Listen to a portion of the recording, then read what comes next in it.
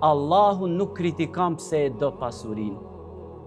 Allahu kritikon kur e do shumë pasurin dhe ja lkun venin dhe pastaj e merr pasurin atje ku është në periferi e vendos në qendër të zemrës, atëherë gabim. E ke prish balansin.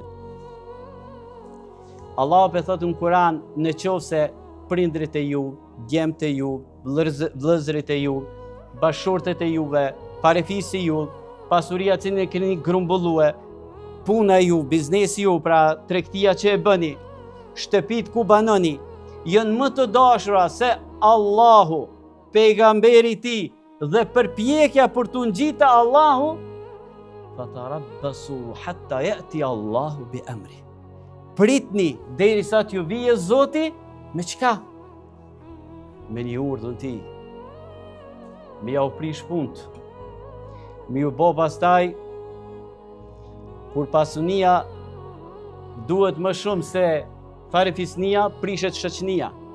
Kur pasuria pastaj duhet më shumë se familja, ftofen raportet familjare, prishet familja. Po kur gjitha këto duhen më shumë se Allahu, se besimi në Allahun, në pejgamberin dhe në rrugën që na çon te Allahu, përpjekja që na çon te Allahu, atëherë pra po thotë Allahu, pritni derisa të vi me një ndëshkim. Allahu na fal. Pra duhet me kriju një balans dhe me dasht pasurin dhe me jalon venin ku e ka aty. Se me dasht pasurin shumë, është gjuna dhe është mekat, që një pak dosure, shetitën pak shkurtimisht. E thot Allahu në surën Adiyat, Innal insana li rabbihi lakanud.